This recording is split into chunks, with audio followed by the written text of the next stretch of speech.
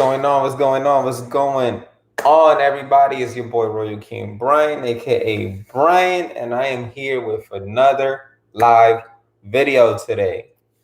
Um, and I'm drinking some Starbucks, but that's the normal. But anyway, let's get straight into the video, y'all. So it's gonna be another live video, basically how I've been doing it. If you're new here and you've never seen my life, I basically get on here for like 10-15 minutes and I talk about a topic that I just pick. There's different topics and we just have a conversation about it, and I give you my point of view, my POV on this subject and on this topic. So today we are going to talk about the power of manifestation. The power of manifestation. But before we get started, if you're new, if you're watching this on the replay, make sure you subscribe. If you're already subscribed, make sure you hit that thumbs up. The thumbs up really do help our channel grow. We're on the road to 1,000 subscribers. And I have a feeling, since we're talking about manifestation, that I'm going to manifest this before August. We're about to hit our 1,000 subscribers. So before August, we will have our 1,000 subscribers. Manifesting that right now. Let's talk about it. Why do I think before August we're gonna have 1,000 subscribers? So the power of manifestation is that same thing. You believe something, you see something in your head, you see it nice and clearly. You see something, you think this out loud, you say it to yourself, you put it out there, you put it into the universe. But then you have to go and work towards it, right? I have been going harder and harder in YouTube in 2021 than I have ever before. My channel has grown way faster and I have gained way more subscribers, watch time, likes, and anything in 2021 than I have ever of all the years that I've been doing YouTube, right? So I'm actually doubling down. If you notice, I'm making a lot of videos. I'm making a lot of shorts. I'm making a lot of YouTube videos. I'm doing a lot of lives. And I have invested into my YouTube setup and my business a little further. So we're taking the content to the next level. This is the last live that I will be doing right here in this view. And we'll be doing all the lives from now on in my office space. Can't wait to do that and show y'all what we got going on over there. But yeah, so I think before August, we will have that 1,000 subscribers, and I will be looking back at this video and see if I manifested that, right? So let's go. The power of manifestation. So one thing that I've learned in life, going through the universe, just living life day to day, reading books, listening to certain artists, listening to certain music, listening and watching a certain interview. There are certain laws in the universe. There are certain ways that the world actually works. You can't see it right now, but there's things happening behind the scenes in front of your face that you cannot see. And there are laws to how the universe works. The same way how we say 2 + 2 = 4. There are certain ways, cause and reaction, right? You do one thing, it's going to lead into something else. There are certain ways that the world works, and you can manifest the life that you want for yourself by these 5 things that I'm going to tell you. And there are definitely way more things. There are probably like 100 steps, but I'm choosing my personal top 5 things on how to manifest the life that you want. So you ask and you shall receive. You ask and you shall receive. What do I mean by that? Whatever it is that you want out of life, you got to be very, very clear on what it is that you want. You can't just be like, I have an idea. I'm not too sure. I'm just going along the road and expect the outcome that you want. If you don't know exactly what it is that you want, life is just going to give you random things, right? Let's just give an example. You walk into a store, you walk into a supermarket, and you're like, I'm hungry, right? But I don't really know what to eat, right? I'm hungry, but I don't really know what to do. So that means you're going to go in the supermarket, you're going to walk around the supermarket, you're going to take a lot longer to select and pick what it is that you want out of that supermarket, right? You might get that food. When you get home, you might cook the food and then be like, you know what? This is not even what I wanted. Let me order food, right? Because I've done that before, right? So what do I mean by that? If you know exactly what you want to eat before you even step foot in that supermarket, you're in and out. You go to the aisle, you grab what you want, you come home, you eat it, and you enjoy it because it's what you want.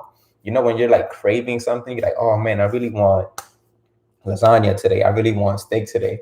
It tastes much better usually when you're craving something like that and you get what you want. It tastes much better. And it's not because you cooked it different or the seasoning is different. It's just because you got what you wanted. And that's exactly how the world works.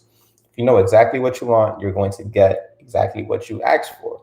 If you're just going at life at random and you do not know what your life is going to throw you random things, and you're going to be up in the air whether you like these things or not, right? Number two, life is not fair. Life is not fair. And that goes for so many things. That goes for the way that you were born, to the location that you were born. I have people who watch my videos who probably don't even know English. I have people that watch my videos and they're not from the United States. I have people that watch my videos, they're from Canada. I have people who watch my videos from India. I have people who watch my videos from the other side of the world. And you cannot dictate that. You cannot dictate how tall you are, how small you are, the color of your skin, but you can dictate what you do with the things that you are given. You can't dictate the action that you take every single day to become the person that you want to become. Now, as everybody who knows me knows, I was born in New York. I was born to a family who was pretty much very poor. And I wanted to get my way out of that situation. I was born in, you could say, like a hood, right? It's not one of the worst hoods in the world, but it's definitely a hood. It's definitely a ghetto. And I always, since young, saw myself leaving that place and doing something better with my life. Not because I thought I was better than that place, just because I personally wanted to excel a little further than the limitations that my hood and my area was bringing me around, right? So, like if you want to go to a better school, the better school is not where I used to live. If you want to be around quality people, there are more quality people outside of that area, right? Because a lot of people where I come from, there are on this hood mentality, on this comfort mentality, on this, I'm just grateful to be here. And that comes from where I used to live is an area of immigrants, right? A lot of immigrants come to that area. And that situation for them is better than the situation that they left. So to them, they already came up. To them, this is the come up. Living in Dykeman or the Heights or whatever, that's already a better situation than the situation that they left. That's why they left. But for me, who was not an immigrant, who was born in America, who has a whole bunch of rights and freedoms, to me, I wanted more than that. I wanted more than just to be okay. I wanted to excel. I wanted to do better things, and I wanted to do what I wanted to do with my personal life, right? And that didn't really align with being in that area. Now, I knew that since young, right? And when you're young, you can't really do too many things, but there are certain things that you could do. There are certain things. I was talking to a friend of mine actually who no longer lives in that area, but we grew up together. We're basically the same age. We grew up together. We were born around the same time. Our parents know each other and stuff like that. And he was like, man, Brian, you did everything right since little. Like you did everything right since little, and that's why everything is paying off. And I don't agree with that statement because sometimes like people see the end result and they don't know what it took for you to get there, right? There's a lot of times that I just did nothing, and doing nothing, it's a way to better yourself, right? So people will go out party, people will go out, put themselves in situation to have fun, and they will go and get in trouble. And I was like, well, I could go out, I could do that, I could hang out with you guys, but I'd rather just fall back and do nothing right now until I get my life together, because I don't want to put myself in a situation that what I do currently, what I do at 12 years old, what I do at 13 years old, 14 years old, is going to prevent me from doing what I want to do when I'm in my 20s, 30s, 40s, right? Oh, my phone just fell, y'all. So yeah, certain situations like, like if you're 13, 14, 15 and you get arrested for doing something that you're not supposed to be doing, that's going to prevent you from going further where you want to go. And I always knew that. I always knew like, hey, I could hang out with y'all, but I'm not going to do certain things, right? I may not know how to get this thing, but I know that is going to stop me and hold me back tremendously. So I always knew to just fall back and stay in my place. And that time doing nothing is actually doing something. Because you could go out there, do something, get you in trouble, and now you're preventing yourself, you're giving yourself a roadblock in the future, right? So life is not fair. And the sooner that you learn that life is not fair, you have to become responsible for your decisions. A lot of people from the hood, I know I hear them say this a lot. I'm from the hood. I had no choice but to do this. But I'm from the hood too. And I didn't do a lot of those mistakes that a lot of people did, right? Not saying that I'm better than anybody else, because I'm definitely not. And I definitely could have done stuff way better if I had more guidance. But sometimes not putting yourself in certain situations is helpful long term later on in the future, right? So, number 3, start acting like the person that you want to become. Start acting like the person who you want to become.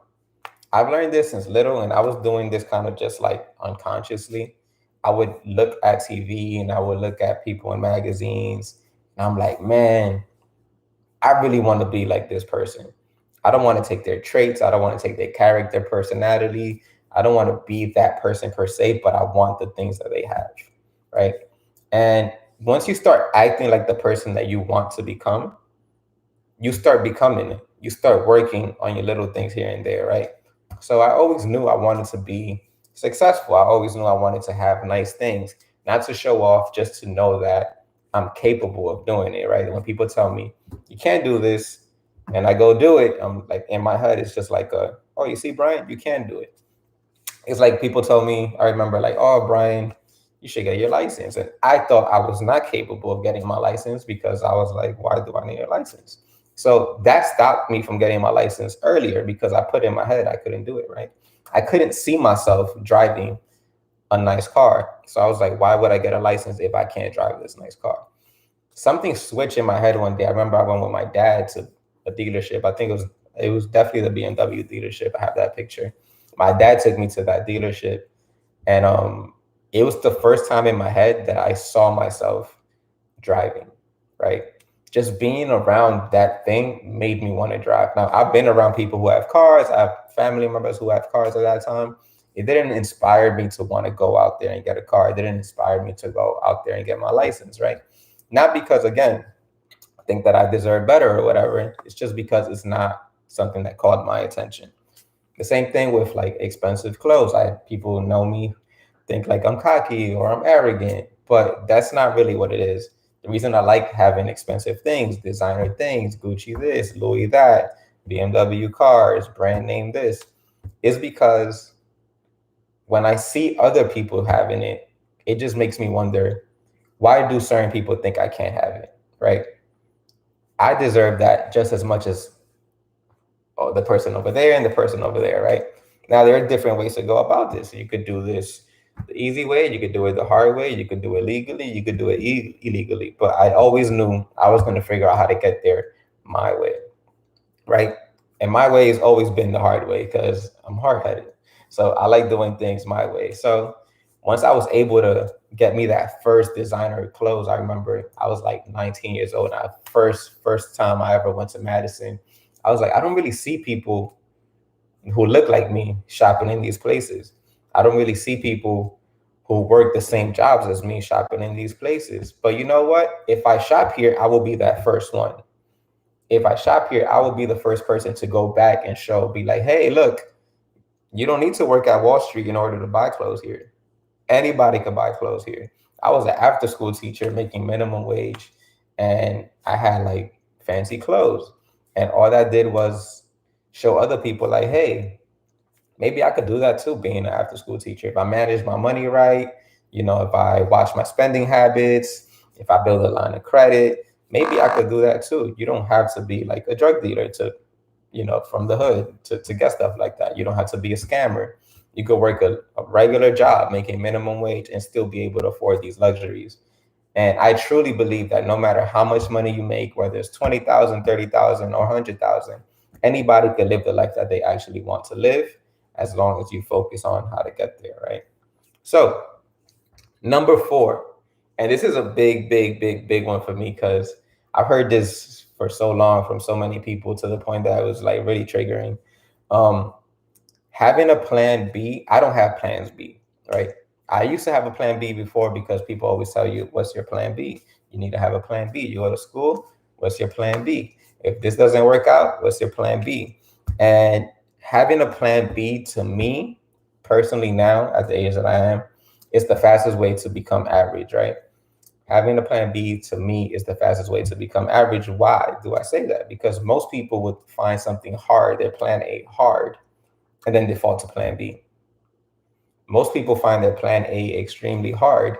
So they go for it, they try, they give it a week, they give it 2 weeks, they give it 3 weeks, they give it 4 weeks, they give it a month, they give it 6 months. They're like, this is not working out. Let me go try plan B. And then plan B works out way faster.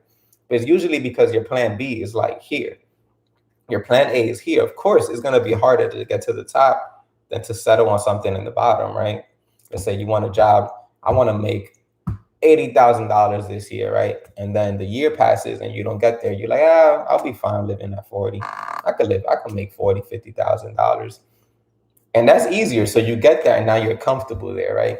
So I never want to have a plan B. I've had plan Bs before. And the reason why it triggers me so much is because I listen to a lot of people who want the best for me, who had the best intentions, but they're not living my life, right? They're not living in my situation. They're not living with the experiences that I have dealt with. So like when I used to do music and something like that, I used to do music. Music was my plan A, right? I was like, I'm gonna be a musician. I'm gonna go hard for this. And I did that almost for 10 years.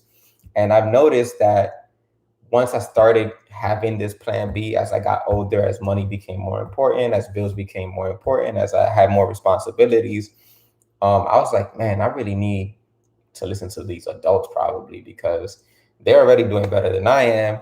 And they're all telling me to go to school. So I ended up signing for college again. I ended up going to college again. And I hated it. One of my least favorite times in my entire life ever was when I went back to college. Those 6 months were brutal torture for me, right? But I did it because everybody's like, man, you should have a plan B in case this doesn't go out, in case the business doesn't go right, in case music goes right. So they were all proud of me, but I wasn't proud of myself, right? Everybody and their mom was clapping for me, but I was going home stressed out. I remember I would cry sometimes about how stressed out I was because I just didn't want to do that. I could have gotten A's in certain classes and I still would be like stressed out and upset about it. The reason I blame like my music when people ask me why do you think music didn't go well, I think it's because I had a plan B, because I wasn't giving it my full attention. When I was giving it my full attention, I was getting shows, I was getting booked. My music ended up being on World Star Hip Hop and a couple of other famous websites and stuff like that. And then I noticed, looking back now, once I started working 2 jobs instead of working one, instead of just focusing on music, my music started going down. And like once I went to college, my music was pretty much over because I had to give so much attention to this one thing. So I no longer have a plan B. I stopped having a plan B a long time ago. I said I'm going to become an entrepreneur. I'm going to become a business person. And I have become that. And I really do believe that I have become that because I no longer split my focus on anything else besides becoming the person that I want to become, besides living the dream that I want to live, right? I don't want to go to sleep and be like, man, I had this amazing dream. I want to live my life and be like, my life is a dream reality, right? That's what I want.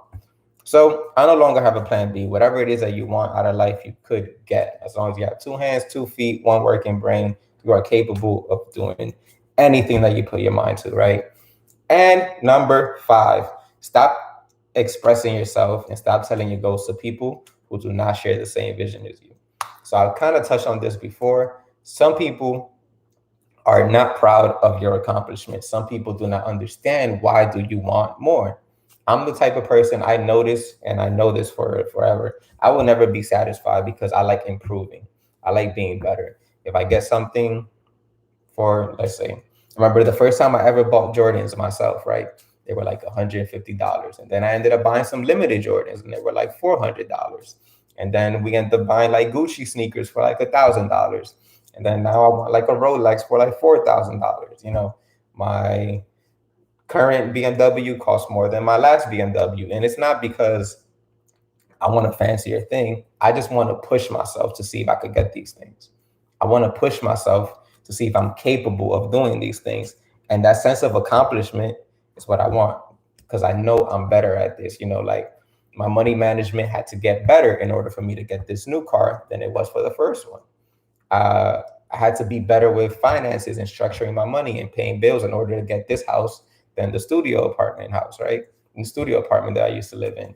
My business had to improve 100% better as the Dynasty business because my other business, the Too Easy business, didn't go as well. So I always just want to push it to the next level, right? I always want to look back in my life and be like, damn, I was able to do that. And, pat myself on the back like, hey, I went for it, I did it, and I manifested that. And again, manifesting, it's not just putting it out there in the universe. You got to go do the work. But you do not need to explain yourself to every single person that you tell your dreams to, because not everybody is proud of you. Some people don't even understand you. They don't understand why you want certain things.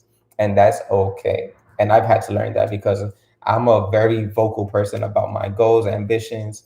And now there are certain people that I just don't even express myself around. I just like talk to them. Hello, how you doing? Everything is great. And the phone conversation don't even last more than 5 minutes. It's not because I don't want to talk to that person. I've just outgrown that same conversation. Unless they're pushing themselves to the limit, and then they could give me feedback on their story and their journey and how their life is improving. Then I give them feedback on my story, my life and journey, and we share experiences. But when you're the only one giving, and you're the only one giving, and you're the only person giving in that relationship, it gets really, really exhausting. Sometimes, you want to get something back, a pushback, like, oh, you should do this or you should do that. So yeah, the power of manifestation, y'all, is very, very real. You could become anything that you want to. A lot of the stuff is energy. Um, energy. Sometimes it's not what you say, it's the tone that you say it in, the level of energy that you put into something.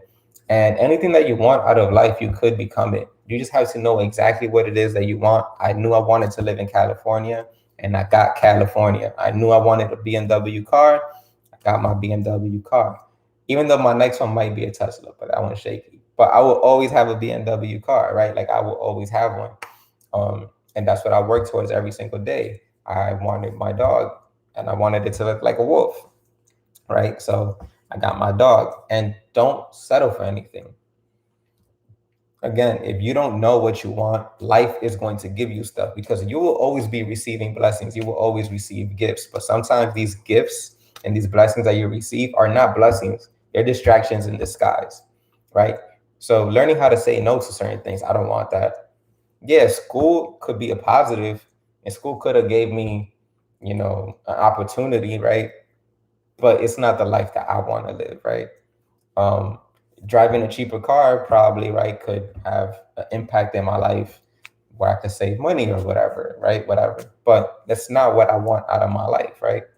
I chose to put myself in these situations because I know what I'm going to get out of it in return. And that's only going to help me elevate, right?